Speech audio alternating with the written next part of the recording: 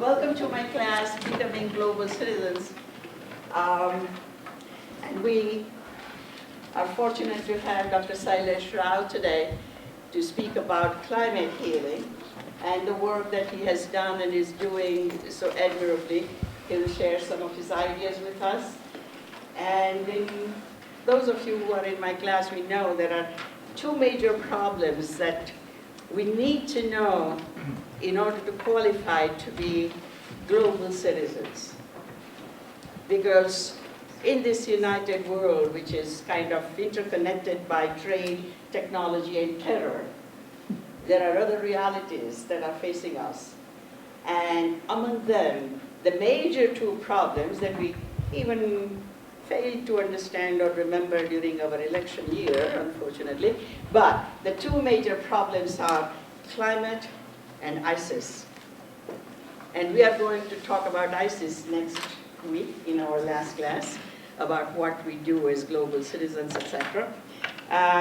Today, we are talking about climate from an expert, so we have postponed that subject, discussing that subject in our class. And I welcome all of you who have come to this class, and I'll try to get Dr. Rao again in April, if it's possible to work that out, for lunch and learn, where we can have more people around here. This time it was not possible for, like, say, tomorrow's lunch and learn. It was already booked by the time this came around. So anyway, I welcome Dr. Rao here, and he will give us some information about what we can do to change our globe tomorrow. Thank you. That's a tall order. No harm in dreaming, right? Absolutely. In fact, can you all hear me without the mic? Yeah. Okay.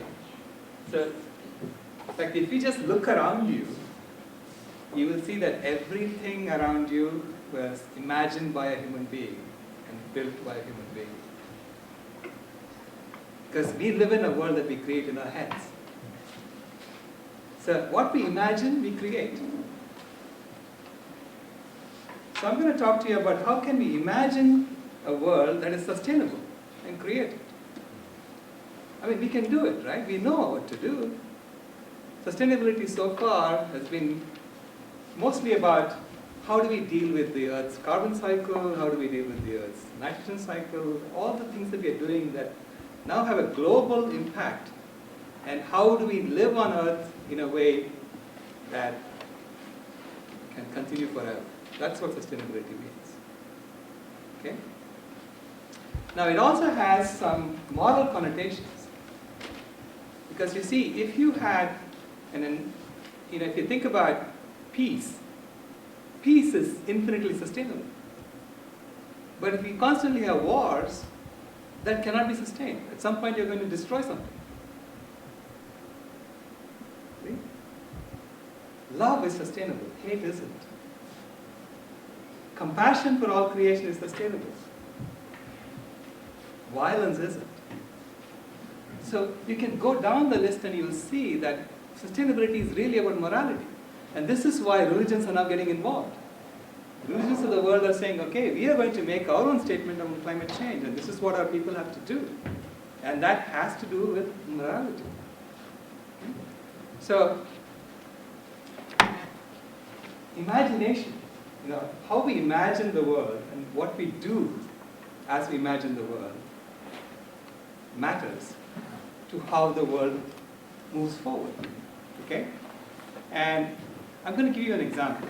So imagine that you go to a doctor with a mild fever, say 1 degree C fever, so 100 degrees Fahrenheit, and a lump the size of a tennis ball on the side of your head. Okay? The doctor examines you, then he says, this fever is caused by that lump, and it's going to get worse. And the best I can do is to limit your fever to 2 degrees centigrade. So it'll be 102. would you then turn around and ask the doctor, hey, can you please make sure it doesn't go over 1.5 degrees centigrade? You know, make sure it doesn't go over 101. Or would you ask him, what about that lump on the side of my head? Can you tell me what that is? And what if the doctor then says, oh, that lump, I guarantee to you, that lump is going to double in size. Okay? Pretty soon you're going to look like you have 3 heads. Because you see, we have all been conditioned to think that that lump is very good for you. Growth is good for you, right? So you just say, wait a minute, this doctor is crazy. He's trying to make my lump grow. So I'm going to go to another doctor. And you go to the second doctor and you get exactly the same scenario playing out. And then you look in the mirror and you discover that you are the Red Queen of Hearts in Wonderland. And the doctors are not telling you what you should do because you're going to say, off with your head. Right? Because that's what you've been known to do. So then you wake up. And when you wake up, you discover the exact same scenario happening at the UN, in the real world. It's exactly the same scenario. So what happened in Paris for COP21? We all agreed, all the nations of the world agreed that we are going to try our best to limit the Earth's fever to 2 degrees centigrade.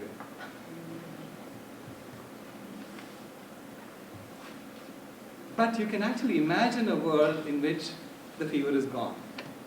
Because if that Red Queen of Hearts would have gone to the medical literature and discovered what that lump was, that lump is benign. You can actually reverse it if you start doing the right thing. But nobody wanted to tell her that she had to change her lifestyle. The doctors are scared to tell her that she has to change her lifestyle. And the nations of the world are scared to tell us that we have to change our lifestyle. Or we have to go to a system, a different system, where we don't depend on growth all the time, you see? Because right now the human economy is already 50% larger than what the Earth can support.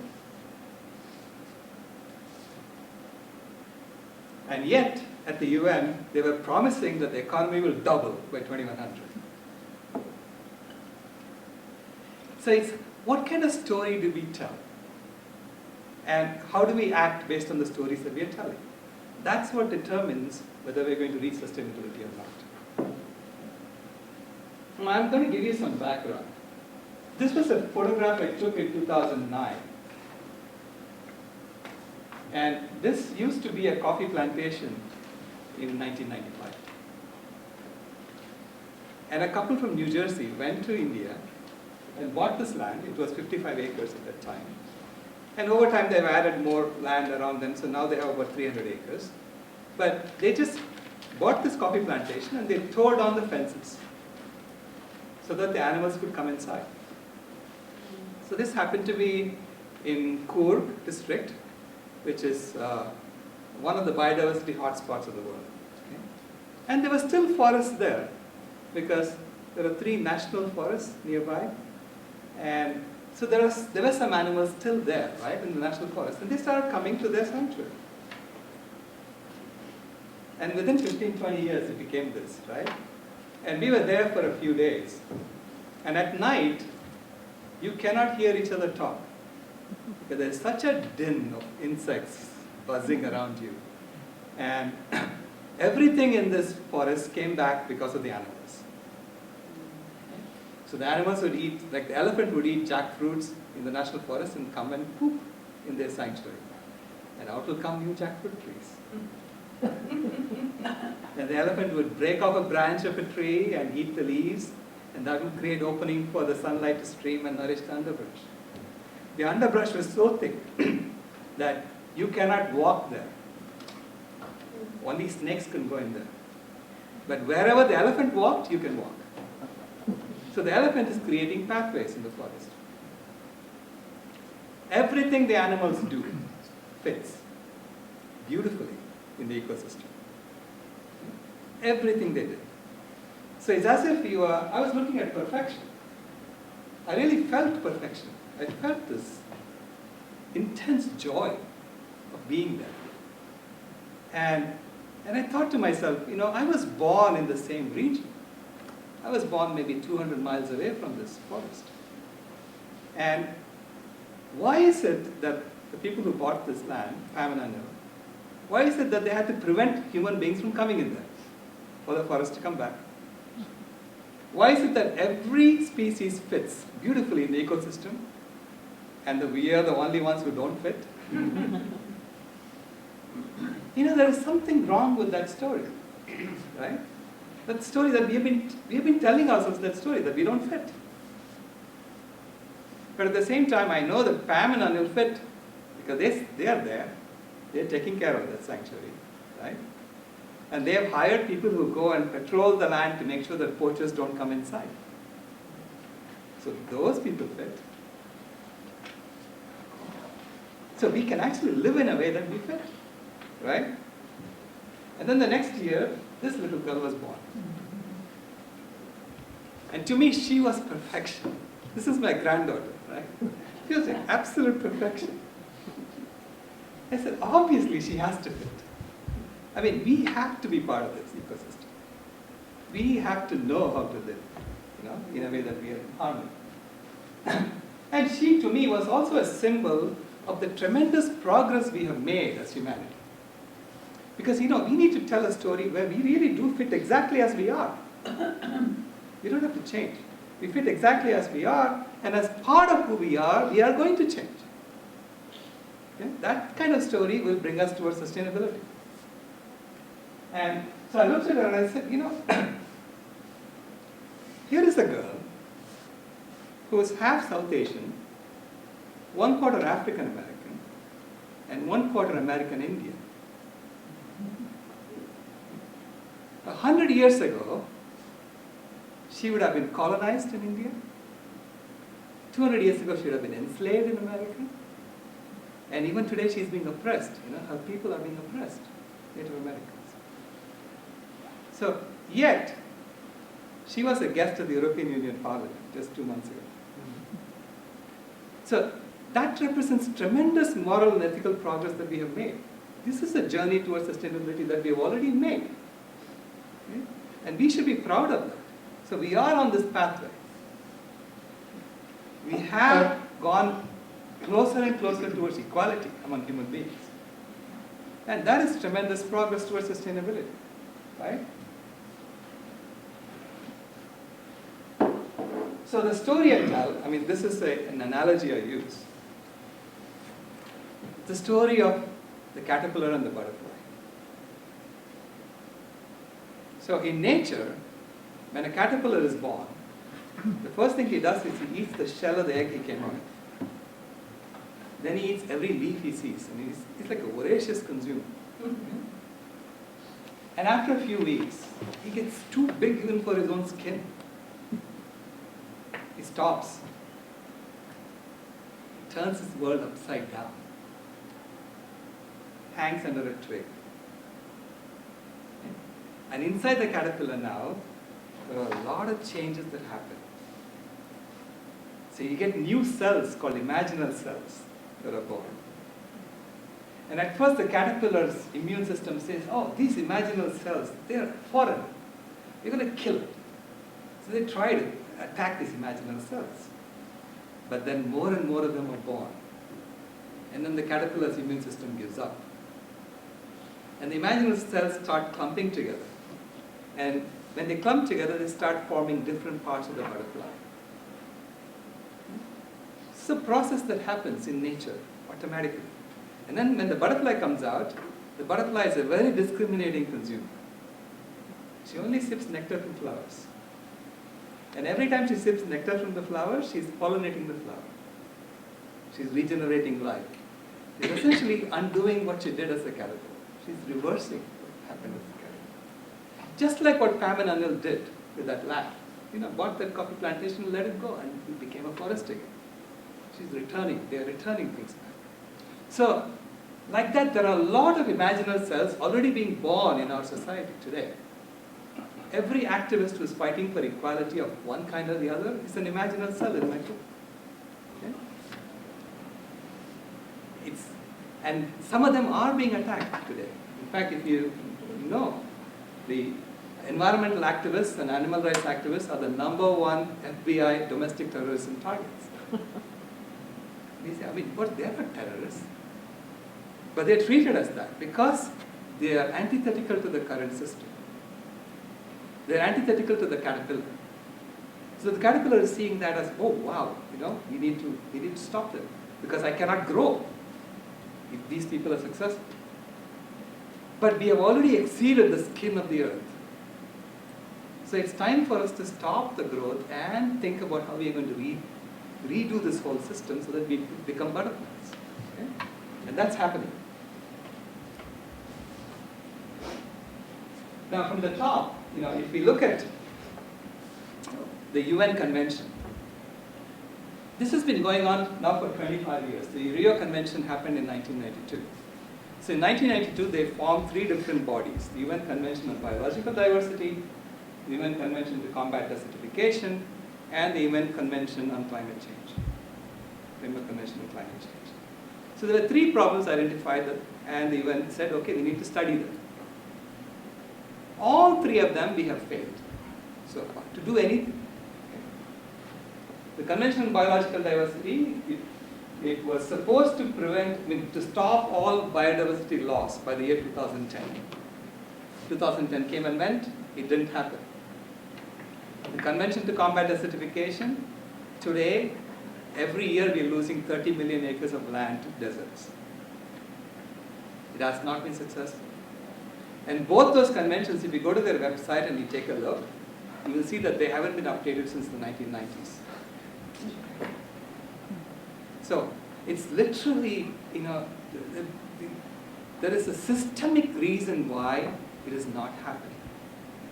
Even the Framework Convention on Climate Change, we are talking about it for a long time. There's so many press articles about climate change happening, and yet our greenhouse gas emissions have increased by 60% since 1990. Not decreased, it's increased by 60%. In fact, it's increasing at a faster rate than ever before. So there is something systemic that's preventing action from the top. Because the entire system is geared for the caterpillar, not for the butterfly. It's geared for growth. Anyone even who's talking about climate change or biodiversity loss, they're still saying, well, we'll double the economy.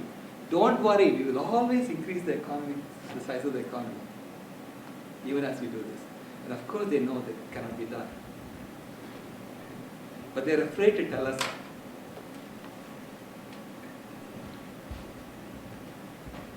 But the data is there for us to see. If you look at the carbon cycle block diagram, we know that the carbon cycle is in imbalance and we are adding more and more carbon into the atmosphere, and that's causing climate change. We know that. But the only thing you hear is that it's caused by fossil fuels and it's caused by deforestation. And it seems like it's so far off that we cannot do anything on our own. To change the fossil fuel infrastructure, my God, you have to change everything. So everything has to become solar energy or wind energy, and that's going to require trillions of dollars of investment and government efforts. So it makes us feel disempowered, right? You don't feel like you can do anything about it. And yet, if you go look at what's happening, and I'm a systems scientist, okay, so I tend to look at all the different fields and try to make sense of them as a whole. And what I noticed here was that if you look at the fossil fuel and deforestation numbers, yeah, they're big. 7.8 gigatons of carbon is going up into the atmosphere from fossil fuel burning, and 1.1 gigatons from deforestation.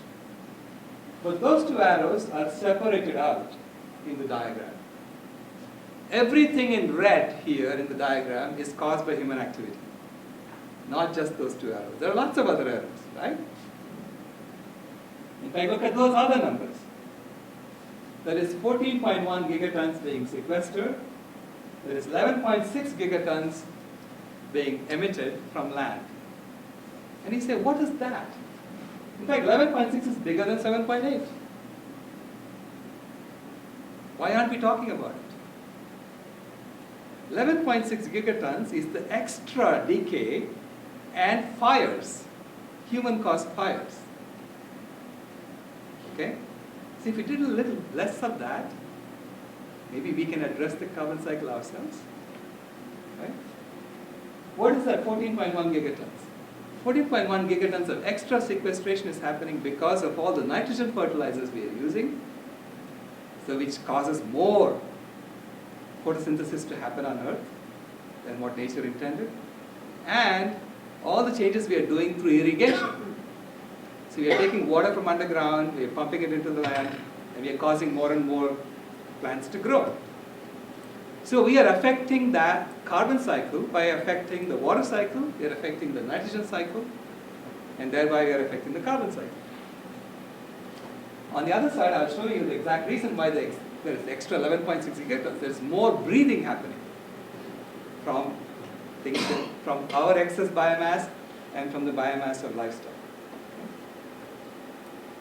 Now that nitrogen fertilizer then runs off into the ocean, and there it increases again the sequestration of carbon, because it fertilizes the bottom of the ocean, just like it did on land. And when it fertilizes the bottom of the ocean and you get all this extra growth, and you get cyanobacteria growing there, and they die. When they die, they decay. When they decay, they absorb the oxygen in the ocean. And when they absorb the oxygen, all the fish die. So you get dead zones in the mouths of rivers. So there is all this change to the carbon cycle that we are causing by our extra activities. And if we take all that into account, then we see that we have power. We have power to change. Okay? So would you agree that if consumers change their preferences, producers have no choice but to change with us? Yes. This is why they don't want to tell us. They think we are like the Red Queen. Okay? We're going to say off with their heads. Right? They don't want to tell us because they know we have the power. If we change, they will change with us. So the second question is, imagine a weightlifter who's lifting 3 times his weight over his head. Let's say he's 350 pounds, he's lifting 1100 pounds over his head. And he discovers he's on quicksand and he's sinking. What is the first thing the weightlifter should do? Let go. Should he drop the weight or should he double it to 2000 pounds? Drop the weight. There you go. Third question is, would you agree that it's inhumane to deliberately hurt an innocent animal unnecessarily? See, fundamentally, these 3 questions tell us who we are as human beings. We are all fundamentally compassionate beings. We don't want to go around destroying the planet. We don't want to go around killing all the animals unnecessarily. No? And because we are that, we have the power now to act. So I told you about all these imaginal cells that are sprung around the world today. All these activists who are working on different equality issues. Gandhi had the exact same situation when he went to India in 1914. In 1914 in India, everyone was talking about independence. They didn't want the British ruling India. They wanted to get the British out of India. But everyone was doing their own thing. And it wasn't coordinated. What Gandhi did was, he came up with a master stroke. He landed in 1914 and he looked like that on the left. You see how he's wearing a suit and tie? He was a lawyer. He was a lawyer from South Africa who had just come to India. And after he traveled through the villages of India, he came up with a simple idea. He said, to coordinate all of us and make sure that we are all going in the same direction, we should all do one thing together, in addition to doing the things that we were doing. And that one thing was to change your clothes. He said, change your clothes from British clothes to khadi clothes made by Indians in India. So he started the Khadi movement in 1918. And within 12 years, he had bankrupted the textile mills in Manchester, and the British were on their knees begging to negotiate with him. Because what that did was, it aligned the people of India together, and when we did that one thing together, we actually impacted the largest industry in England at that time, textile industry. So we hit them in their pocketbooks. We hit them in their pocketbooks. They changed. They wanted to come and negotiate, and they were not serious about giving India independence. Okay? That's how the independence negotiations started. Otherwise, people were not paying attention to these little riffraff running around, right? Throw them in jail. But when everyone started wearing the same clothes and no one was buying British clothes anymore, that impacted. So it was a simple act, changing clothes, but it was a substantial act because it had such a huge economic impact. And it was also a spiritual act because it connected the people of India together, and we forgot about our differences. Whether we had caste differences or religious differences, we all looked at each other and said, oh, we are all wearing the same clothes. So you and I are on the same movement. And it connected. So it connected the people of India together. So right now we have the same situation. We have lots of imaginal selves, lots of people doing their own thing on equality. Now we all have to do one thing together in alignment, and that will have a huge impact. And this time it's not about changing our clothes, it's about changing what we eat. Okay? And I'll tell you, it is completely in alignment with the religions of the world. In fact, the Hindu Declaration on Climate Change came out in November of last year, and they explicitly asked Hindus to go vegan. And in the Laudato Si, which is Pope Francis's encyclical from last year, he said, it is contrary to human dignity to cause animals to suffer or die needlessly. And the American Dietetic Association has said that it's unnecessary to eat animal foods of any kind at any stage of our life cycle. So when you put the two together, essentially Pope Francis is saying it's undignified of us to eat animal foods. And then thirdly, the UN has also said that a global shift towards a vegan diet is vital to save the world from hunger, fuel poverty, and the worst effects of climate change. But this is the UN International Panel on Sustainable Resource Management. There is another UN body, Food and Agricultural Organization, which is saying we are going to double livestock production by 2050. It's exactly the opposite, right? So you get, this is institutional schizophrenia, which happens all the time. And my message to you is this is already happening. This alignment is already happening. People are going vegan in droves. Okay? And this is a Google trend. If you go on google.com/trends and you can just type the word vegan as a search term, you will see this blue curve and how it's rising exponentially.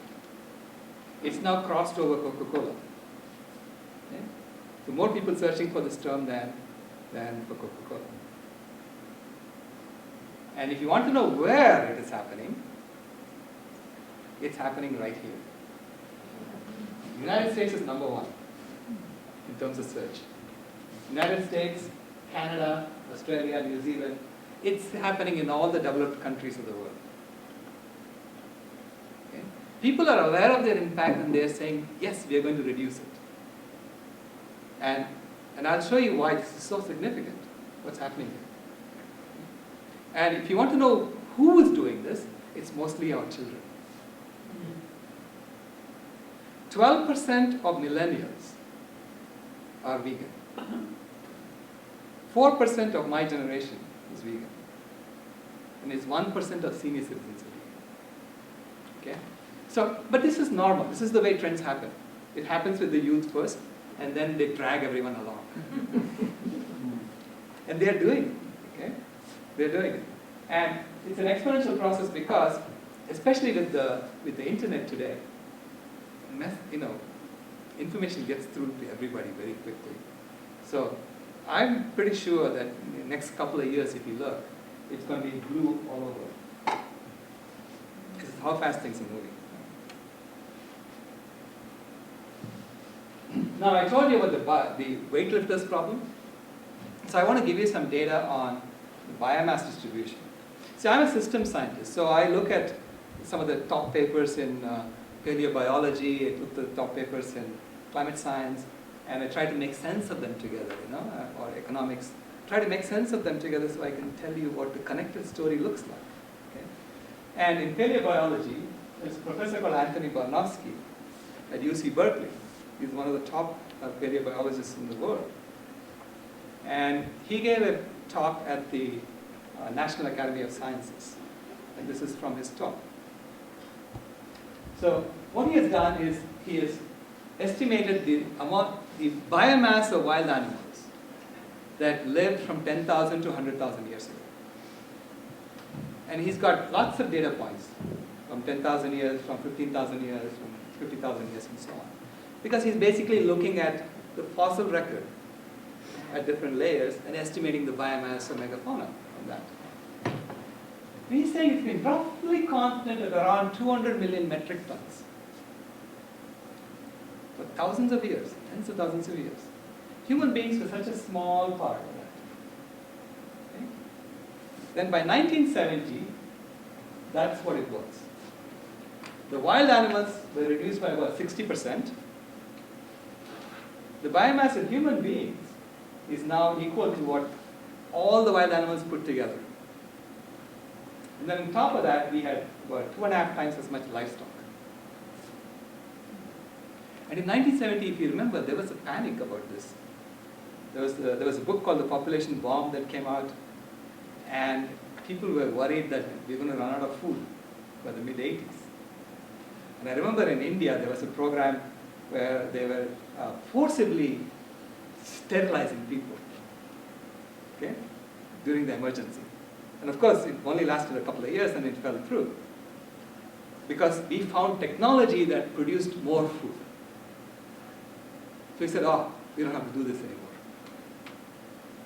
So we found technology that had better yields on wheat, and we use a lot of fertilizers so that we can get more wheat yield, and then we used irrigation to get more yield. So basically, we increased the amount of food we produced, and therefore we continued along. Okay? And in 40 years, this is what has happened. Wild animals have been reduced by another factor of 2. So they are down by 50% from what they were. And this is an exponential decrease, okay? It's not that it's happening linearly. It's exponentially decreasing by 50%. Our population doubled from 1970. So we are now twice as much as all the wild animals put together from 10,000 years ago. And on top of that, we are carrying 3 times as much our weight in livestock. This is the weightlifter's problem.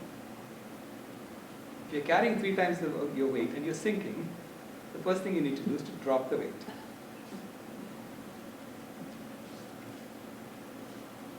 And I'm very concerned about what's happening to wild animals, because we are decreasing them exponentially. We are sort of deforesting, taking away their habitat and so on. And they are the seed that we need to bring back biodiversity on Earth. Okay? So we have to change very quickly now. Because if we reduce them by 50%, by a factor of 2 in 40 years, and it's an exponential process, by 2025 we're going to kill them all if we continue along this current path. But fortunately, because of our kids, we're not going to do this. So, again, if you look at the land distribution on Earth, because we have become the dominant species, and we and our animals are dominating on the land use as well. Of all the land on Earth, only 9%, which is the unused forests, 11 million square kilometers, is allowed for wild animals. That's where they live. The rest is for human use currently, okay? And ecologists will tell you that this is unsustainable. You have to give back at least half the earth to nature. You have to give back more land so that they can come back and they can flourish again. Right now, cropland is about 13 million square kilometers. Grazing land for livestock is about 46 million square kilometers total. And that's about 35% of the land area of the planet. Okay? This is straight from the IPCC. I mean, you can just look it up. I have the Chapter 11 Working Group 3 notation. So you can just go look it up online and you'll see exactly this. Now, cropland is in yellow there. It's also about 10% of the total land area of the planet. Oops.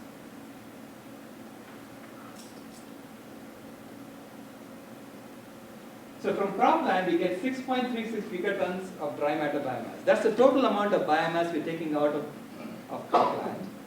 Half of that we're feeding to the livestock, 3.14 gigatons. But 0.26 gigatons go straight into our food system. That's what we eat as fruits and vegetables and nuts and seeds. 1.52 gigatons goes into the food processing industry. It's about a quarter of the total biomass. And then we use some crop biomass for other industries and for bioenergy. Then from the grazing land, we take out 3.87 gigatons of dry matter biomass. I'm going through this in detail to show you where our lack of sustainability comes from. Okay? So we are taking all this biomass out of land, we're feeding it to livestock. So totally there's now 7 gigatons of dry matter biomass going to the livestock production system. And what do we get out of it? We get exactly 0.26 gigatons of meat, dairy, and eggs. From 7 gigatons at the input, you get 0.26 gigatons, so that's a 26 to 1 reduction. But that goes into the food production system, and there we process. So then we get 1.2 gigatons of forest biomass we take out, and that's for energy. And that's the poor people who burn things for cooking and so on. And they take another 0.43 gigatons from grazing land and cropland for their energy. Now, after the production, we lose about 30%. So in the production system, we lose about 30% of the biomass. So 1.78 gigatons goes in, 1.26 gigatons comes out. And the rest is wasted. So if you look at input to the final output that we're eating, there is a 39 to 1 reduction. 39 calories going in to get 1 calorie out. Okay? So there's tremendous inefficiency that we have put into the system, that's there in the system. But this is actually great news. This is great news because now with our simple change, we can have a huge impact on the planet. Now, all this waste is collected and we feed it back to this cropland fallows. Okay? Cropland fallows is basically landfills and fallow land that we put our waste into, and then it becomes fertile again after a while. Okay? So, but the problem here is if you take biomass out of land and you take the waste and put it into another piece of the land, you're going to deplete that land. Because it's not just carbon that's coming out, there's nutrients coming out. And if you take all our waste and put it into the ocean, what happens to the nutrients in the land? See, you cannot get to sustainability until you close the loop. You have to feed back the nutrients that you take out. This is what animals do in the forest. They don't take their waste and flush it into the ocean. They leave it there, right? And that's how it comes back. See? That's how they're able to do this. So we know what to do. We have to close the loop. We have to figure out now how we can build systems in which we close the loop routinely.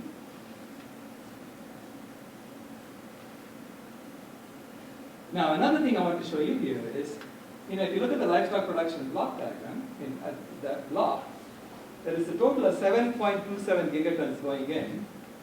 And if you look at all the outputs, there's only about 2.6 gigatons. So what happened to the rest? There's 4.9 gigatons of dry matter biomass missing in that. What happened to it? It was metabolized by the livestock. They burnt it. And when they metabolize, they're converting carbon into carbon dioxide. So they're breathing it out. And you say, well, that carbon dioxide, shouldn't you count it as greenhouse gas emissions? You should. It's there in that arrow, right? That is human caused greenhouse gas emissions. Because they were not there by themselves. We created them. And we put them there. See? Now in comparison, if you look at our food intake as human beings, we are consuming 1.54 gigatons and our waste is 0.61 gigatons. That's that. This one. You get 1.54 gigatons here and 0.61 gigatons as waste. So we are only metabolizing 0.9 gigatons. Our livestock is metabolizing 4.6 gigatons. Why are they metabolizing 5 times as much as us? They're only 3 times as big as us, right? So even though their biomass is only 3 times, they're metabolizing 5 times because their mix is so unnatural. They're mostly babies. They're all growing very, very fast. And as soon as they grow, we kill them. So if you look at the mix of livestock, they're mostly all young animals. Whereas our mix, we have a complete mix, right? We have kids, we have adults, we have senior citizens. So that's why they're metabolizing 5 times as much as we do. And in fact, that's what matters. It's not the biomass that matters. What matters is, what are you metabolizing? What are you eating? That's what the earth cares about, right? Now the good news is, if we just remove that, we did an experiment. I have 2 colleagues at the University of Illinois who helped me with this. Professor Atul Jain is a land carbon expert. He's an author of the IPCC. And he has this model, and I said, can you please help me out and tell me what happens if we take the livestock production system out and we feed people directly from plants? How much carbon can be sequestered by regenerating forests? So that was the question I asked. So to set up an experiment, we said, okay, only croplands, we take all the biomass from the croplands and feed it straight to human beings. And then we take the waste and feed it back to cropland. We don't want to do the stupid thing of throwing away our nutrients into the ocean. Okay? Assume that the waste is fed back to the cropland so that croplands stay. Then grazing land and extensive grazing land become available for reforestation. So that land is converted to forest. So this is all in a paper that we presented at the AGU in December.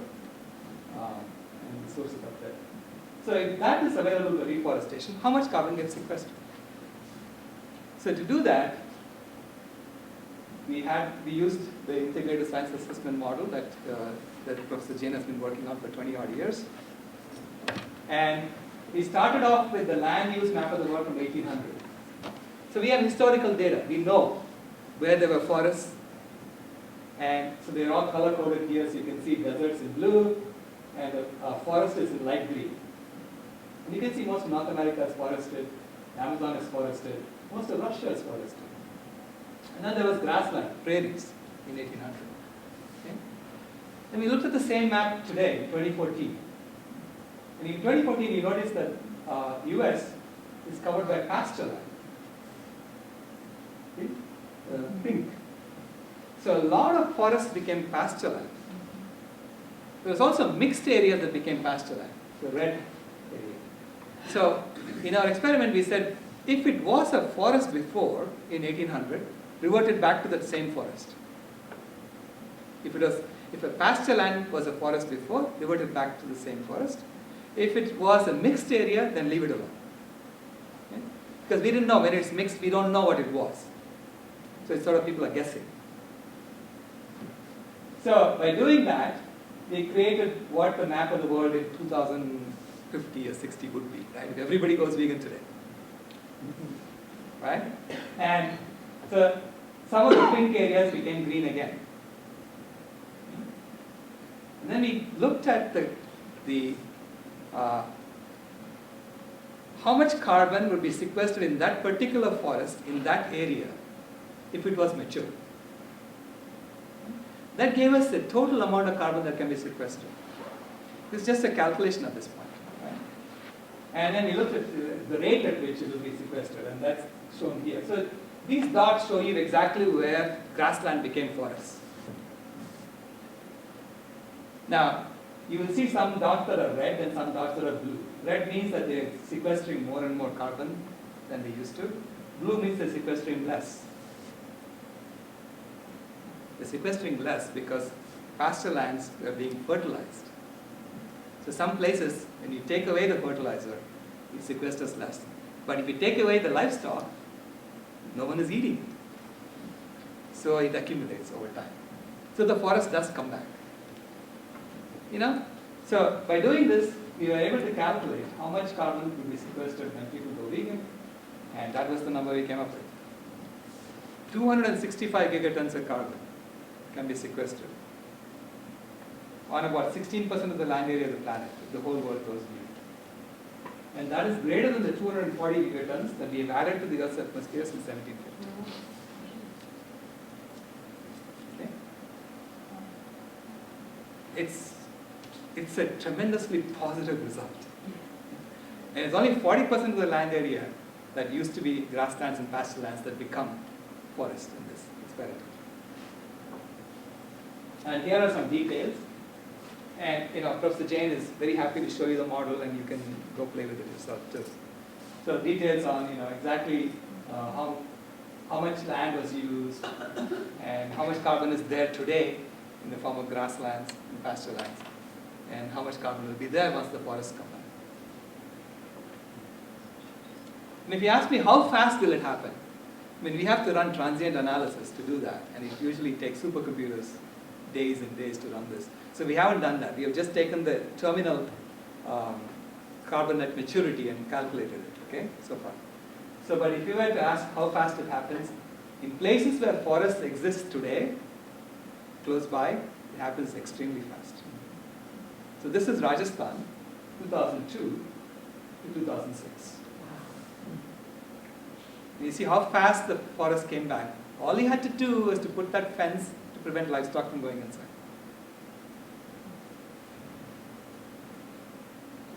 So fairy tales do come true. And this is what I want to tell my granddaughter. This will happen. This is going to happen. And you are part of it. Okay? And this is one of her favorite movies, Cinderella. There are 3 things I learned from Cinderella, actually, that I should tell you. And that sort of encapsulates what we are trying to do. The first thing that Cinderella says is, have courage, be kind, and all will be well. It says, be kind to all life, not just to each other, to all life, and all will be well. Which is what we are showing is true, scientifically. Secondly, she said, just because it is what is done, doesn't mean that it's what should be done. Just because we have been doing something all along, doesn't mean we should continue doing it even though circumstances have changed. That's silly, right? We are a very adaptive species. That's our strength as a species. We have changed on a dime. We have done this time and again. So we can do this. And third thing she said was, imagine the world as it should be and work towards it, as opposed to the world as it is.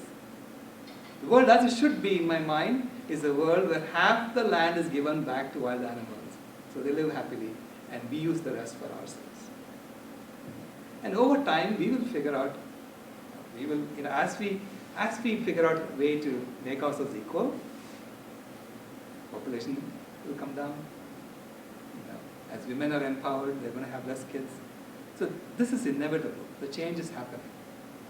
And I invite all of us to be part of it. Thank you.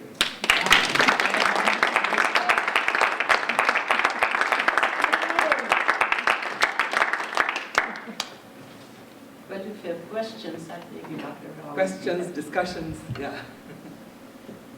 Any reaction to the way it is presented? Yes. Can these slides be found online any place? I'd be happy to do it. Right now, I don't have it. Is one, I was trying to get some of the. Oh, Yeah. yeah, definitely. I wanted to ask a question about the role that corporations play Right. in a lot of what is going on now. So that's a very good point. I mean, very good question actually, because to me, corporations, the way they have been structured, corporations are structured to be like caterpillars. They have to grow. If they don't grow, they get fired. I mean, the CEO gets fired, the shareholders get mad. So their job is to grow as fast as possible and as much as possible. That's what we have told them. That's how we have structured them.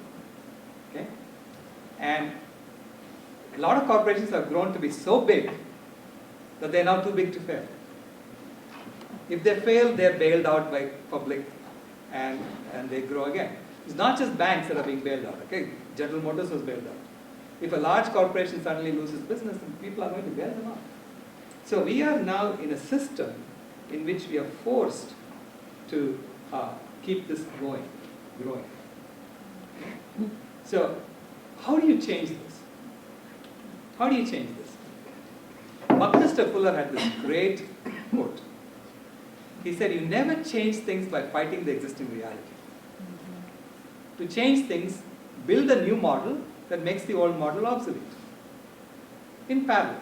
This is how, the butterfly also works. The butterfly is being fought by the caterpillar because the caterpillar wants to grow.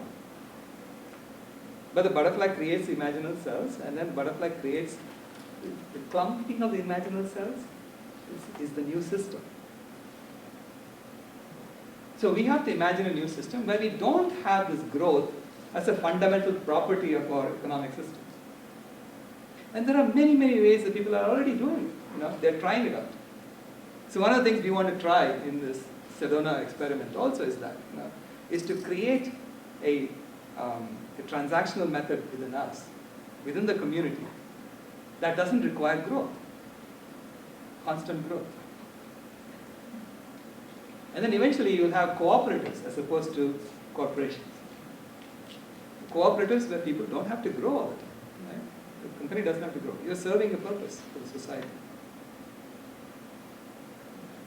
Right now it's turned around. I mean, now the society is serving corporations.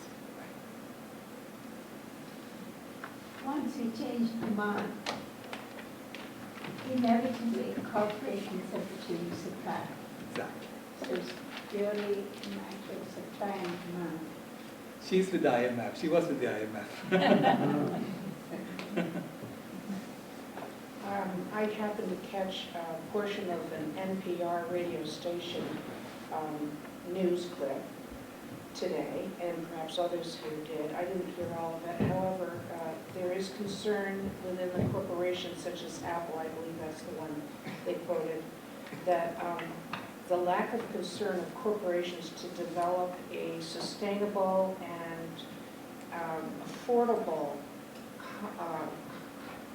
system of heating using solar is confounded, and therefore they're initiating among other corporations the interest in developing this and making it available so that the public will switch, because that's what it's going to take, is the morality of developing something and going with a corporate solution. So it sounds like we ought to listen for that radio clip today, because that might be the beginning that we're looking for, is something that works corporate-wise, since we seem to be a capitalistic society, and we've got to go that route, because that's what we're comfortable with. Right. And here are some people that are concerned with that, and perhaps we bring a solution, at least part of the solution. Yeah, so to me, capitalism versus socialism is about who is in charge of production? Is the private enterprise in charge of production, or is it a public enterprise in charge of production? That, to me, is the difference between capitalism and communism. Okay? And I believe that private enterprise is the way to go. Not have committees designing things, you know? But capitalism is unchecked, unfettered, the way we have it today, is about just infinite growth. And that's what's causing us all this problem, right? If you look in terms of problem, I mean, to me, it was necessary. We had to do this. The caterpillar had to grow before it becomes a butterfly. You cannot just become a butterfly on your own. We couldn't have done it in 1970, for instance, because we didn't have the technology to organize ourselves. We needed the internet. You know? So now is the right time for the caterpillar to become a butterfly, and now is the right time for us to do this alternate corporation, where I imagine everything would be like Indiegogo campaigns, right? People are going to ask and say, I have this new idea. Are there enough people who want to fund me? And it's making an alternative more acceptable and interesting to the public, so Right. they will shift. Will shift. I mean, if you look at the Indiegogo campaigns or campaigns on Kickstarter and places like that, people are coming up with products, you know, innovative ideas. They're getting it manufactured by contract somewhere. So you really don't need a huge corporation to do this. Right? People are figuring it out. And they're getting funded by people who buy it from them directly. So there are very innovative ways of organizing that's happening today, and mainly driven by kids, the youth. Yes, Mike. Just had a comment and a couple questions. One comment was, I did find, whoever asked about the slides, I did find 2 or 3 of those slides on your website still. Okay. I kind of dug, and so they are there. And I was really impressed with some of those comparisons. The 2 questions I had was, one was when you talk about rewilding, I mean, I'm totally there with you.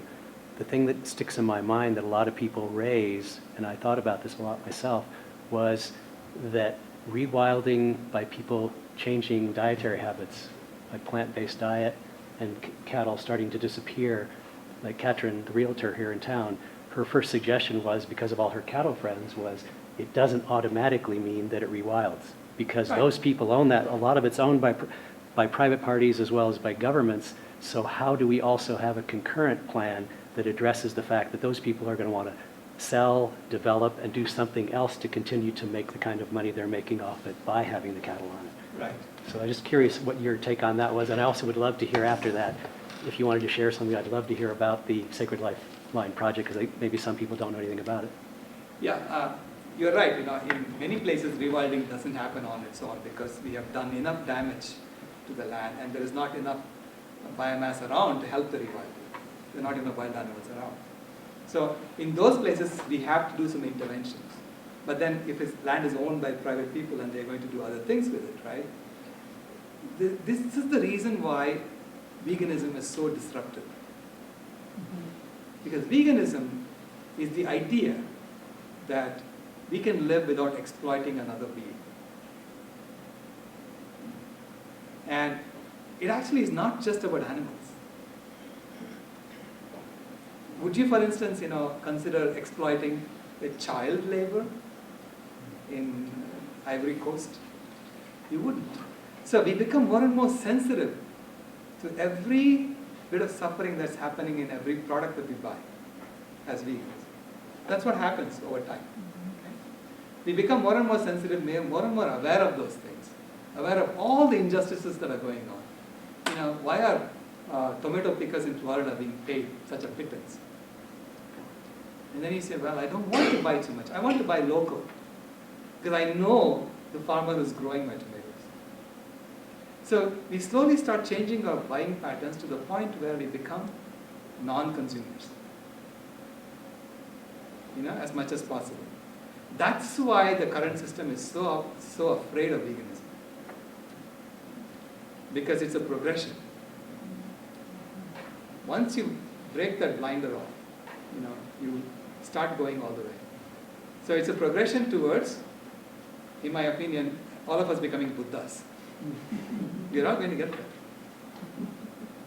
And so, even though they may be doing other things with that land, people are not buying from them, eventually they're going to go back to what, you know? I mean, if you, there is a book by Alan Weisman called The World Without Us, where he imagines human beings just disappear off the face of the earth. What will happen to the earth? And he was showing that, you know, within 50 years, even Manhattan will be degrading, will be just disintegrating into the ground, and the forests will come back. In the latest National Geographic which has just come out, there is this wonderful concept being brought to mind that we have such a wasteful economy. We throw away so much of our food from our fridge every week, which we throw away, which rots and causes gas again, Right. and that we buy without more thought than we should. Right. How much of the vegetables, and then the industry itself, like the potatoes we get and beautiful tomatoes, the carrots we get, they discard all the ones that are not formed perfectly. They're all discarded and thrown away. You know, you could feed a whole lot of a community Right, with, right. with that product. Yeah. It's a wasteful.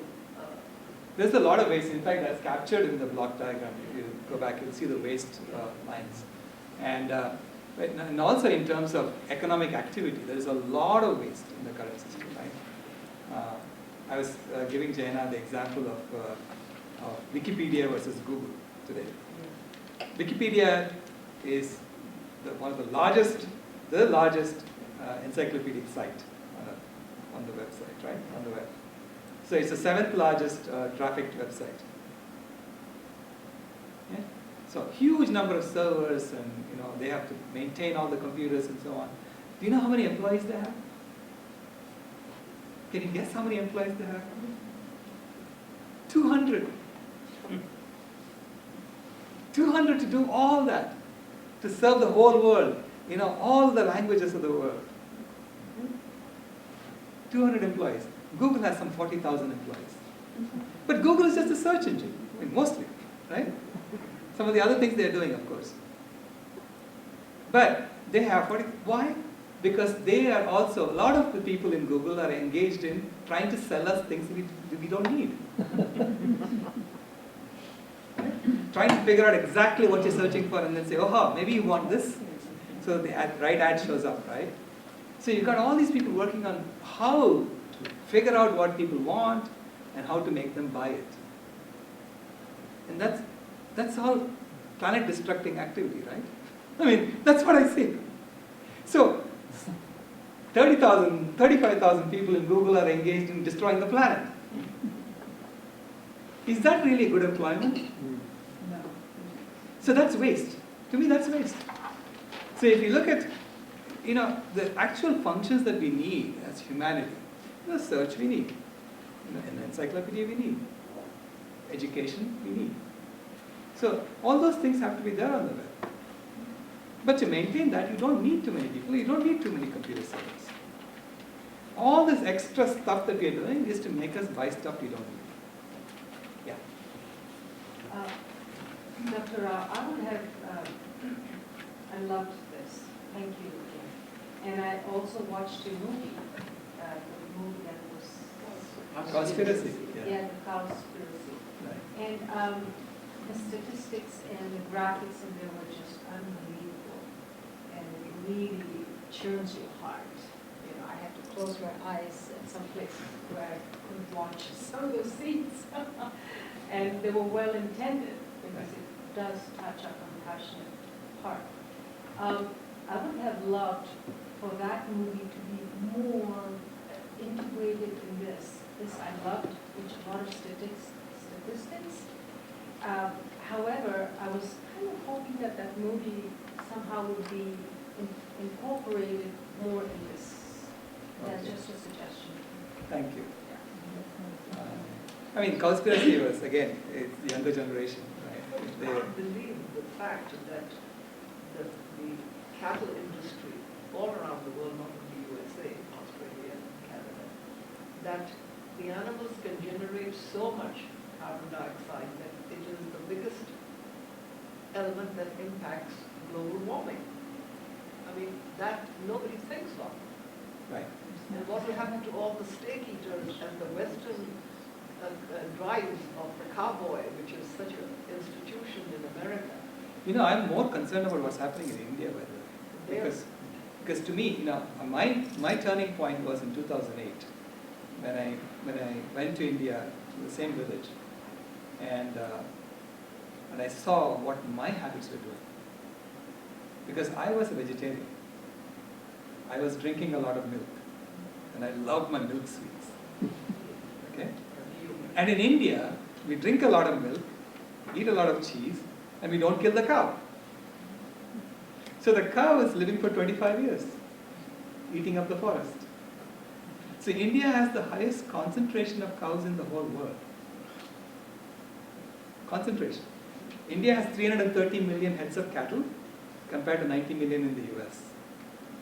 Okay? And India has 1/3 the land area of the US. So totally 10 times the concentration of cows. India is the largest milk producer today. Okay? But India's forests are being devastated by cows. So I realized at that point that I had no choice but to become vegan. If I am talking about climate healing and I'm not vegan, I'm not serious. Yes. Just a suggestion, it would be really great if you had some handouts with the charts that you've shown up there. Thank you, sir. Yeah. I will. I'll find a way to give it to Jayana so she can give it to the class. Yes. At one point in my life, I joined a religious community and it changed everything. And because I no longer lived in a house, I needed to live with other people. Because we had to make a budget depending on what we needed, not what we wanted. And it wasn't just mine, I had to share it with the other sisters. And they would go, gee, you really don't need those gym shoes, you've got a pair of gym shoes. So it changed my whole way of looking at my needs, because it wasn't my needs anymore, it was a community looking at needs. Right. You know, I mean, consumption, overconsumption is caused by isolation. Okay? A lot of our problems are caused by isolation. And this is why, you know, people who become wealthy, they tend to get more and more depressed because they get more and more isolated. I have a friend who is in the fire department in Phoenix, and he was saying that he moved from South Phoenix to Scottsdale. And he says, number of calls he gets is 10 times as much in Scottsdale than he used to get in South Phoenix. And it's mostly from rich people who are lonely.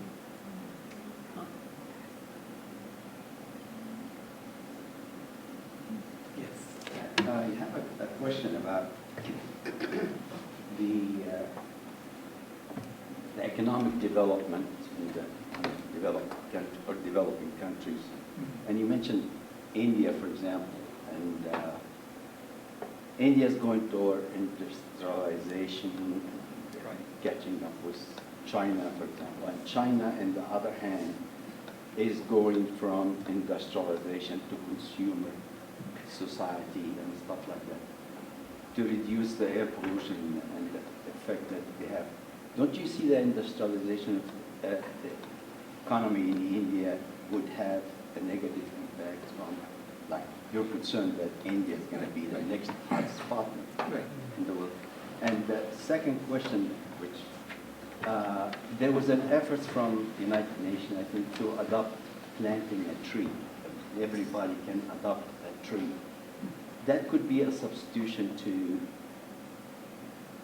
forestation again, revitalize the ground. Do you think a project like that, if it's widespread with good educational background, could help eliminate the negative effect? Well, the first question about industrialization. I mean, China went through roughly the same path as the other countries, as US and UK, but they in an accelerated time frame. So they went to industrialization very quickly, and now they're going to consumerism very quickly, and they're destroying the environment much, much faster than everybody else. At the rate of destruction of the environment, it backfired. I mean, it's incredible what's going on there. You know, if you read some of the what's going on. what is happening now? Because China did that before the internet. The transformations happened before the internet. So the internet really came in the beginning of this century. That's when it really took off. And now people are beginning to see that you don't have to go through the same process. Like India has leapfrog, for instance, they didn't really install any landlines. They just went straight to mobile phones. Yeah. Okay? And now they're going straight to smartphones. I mean, there are kids in villages listening to music on their smart. I didn't have one. I didn't have music on my phone, but they did. Right? So they're leapfrogging, and I don't think they have to go through the same process. But I want all of them to also lead comfortable lives, you know? I mean, this way the people in the villages have taught me so much, people in the villages of India, because what they really lack is some material comfort. Otherwise, they're perfectly happy. If we give them enough food, they're perfectly happy. Right? And they know everybody in the village. So I was doing a survey of 80 households, random households. We had given 1,000 units of this unit, this insert that they put in their stove to reduce their wood use. And it reduced the wood use by 60% in tests at least. So we had given 1,000 of them in 4 villages, and I wanted to go to these 80 villages and do a survey. And this one person knew everybody on my list of 80. And it took me, and these people are not, in one small area. They are spread out on all the hills. So he was taking me to everyone's house. Right? And I don't find that cohesion in the cities, right? No. So that's, to me, we would like to take that and give them material comfort. And so that we have material comfort and their community. So it's a combination of the two. And the second question you asked, The tree. the tree planting. Another Yeah. tree. There is a difference between a forest and trees. Even if all of us planted 1 tree each, that's only 7.4 billion trees, right? We've lost about 500 billion trees. Okay? And that's if you just count trees. But in the forest, there are trees, there are plants, there are shrubs, there are insects, there are animals, there are birds. And the trees are all of different kinds. So the root structure, if you look at the root structure, they're all around, they're sucking water from here, they're sucking water from there, sucking water from everywhere. So you have a 3-dimensional river, essentially. So the root structure is taking water from a 3-dimensional surface and transpiring it into the air for water vapor. And along with the water vapor, they transpire a whole bunch of bacteria and fungi. And they become the nucleus for raindrop formation. So they create a low pressure zone that pulls moisture from the ocean over the forest. So they create their own clouds. When you just plant isolated trees everywhere, the root structures are all the same. So you're only sucking water in the same area, right? This is why the plantations don't work the same way as forests. Because they don't have that 3-dimensional complexity of a true forest. So nature has done an amazing job. You have to be in awe of the system designer who did that design, okay? I'm a systems designer, right?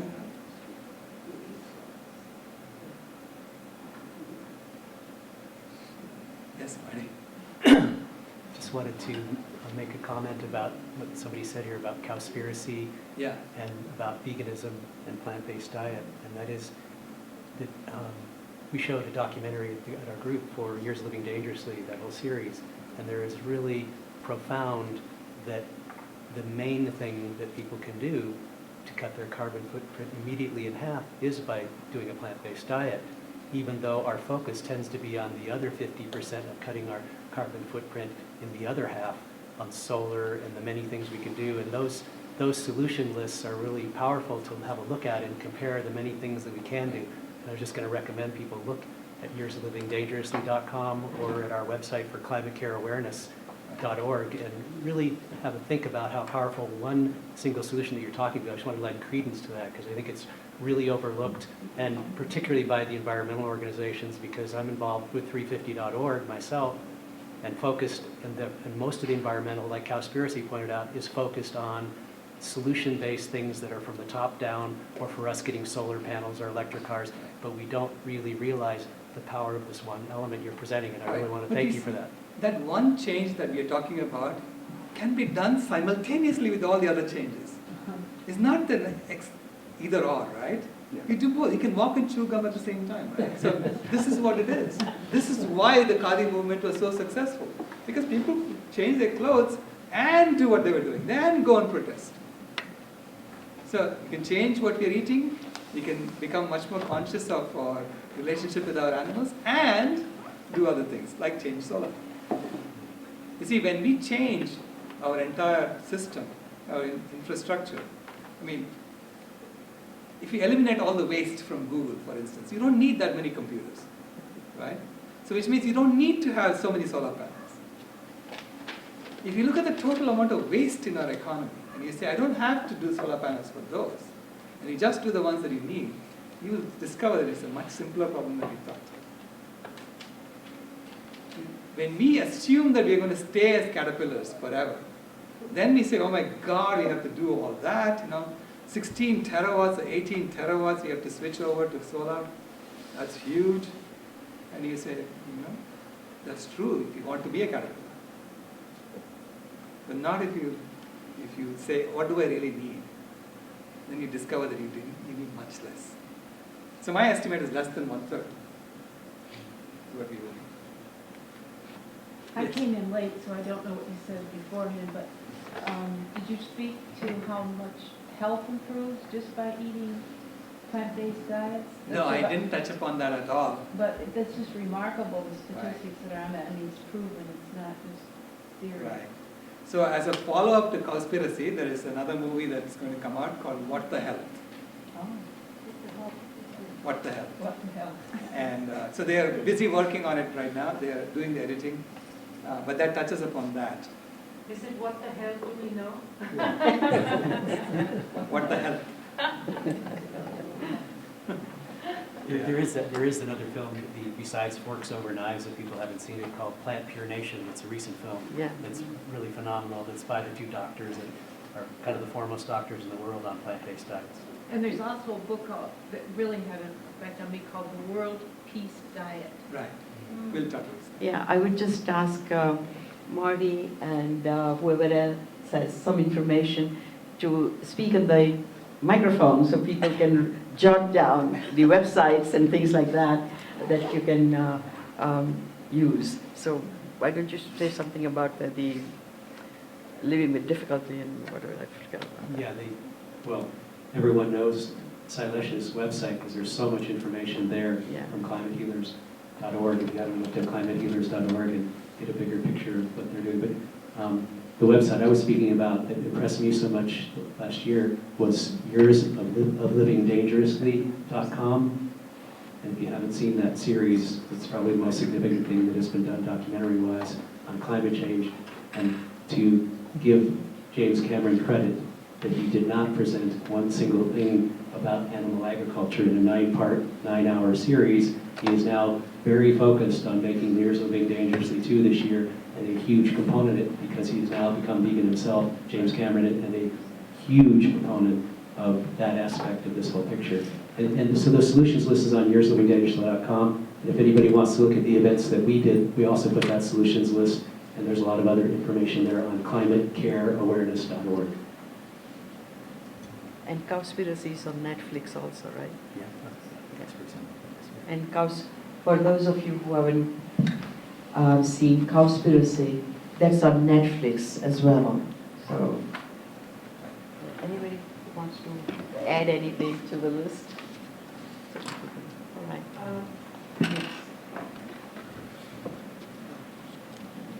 There are two movies also that they're pretty shaking movies with a lot of fabulous images called Baraka. Anyone's seen that? And a follow-up with Samsara. And they're mind-boggling on exact same issues that we're talking. Yeah, Samsara was rated one of the top 10 movies, I think, in terms of cinematography. Beautiful.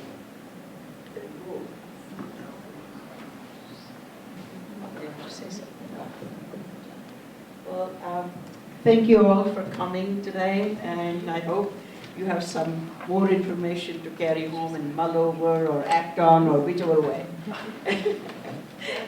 Yes, you want to say something? Anybody that doesn't know, I know Xenia here in the corner, she was one of the founders of the group that and my wife and I are now organizing involved in, that Sailesh has been kind enough to speak at, and some of you have come to. But anybody who hasn't come and wants to be part of further discussion like this, particularly this topic, the Inspiration of Sedona is a community group that has a significant specific focus on social movements and environmental justice. And that meets at the Church of the Red Rocks twice a month on a Thursday, second and fourth Thursdays of the month. And anybody that wants to be on that mailing list to hear the films we're showing, the presentations we're doing, that like Sailesh just did a talk after we showed Cowspiracy, you can just send an email to inspirationofsedona@gmail.com. Thank you. Okay, so we are all going to change the face of this world, led by our children and grandchildren. Yes. Because this is their age, and this is where their world that we have to save for them, and they need our help. They are visionaries, and we have to follow them. Okay, well, thank you all for coming and for becoming the global citizens.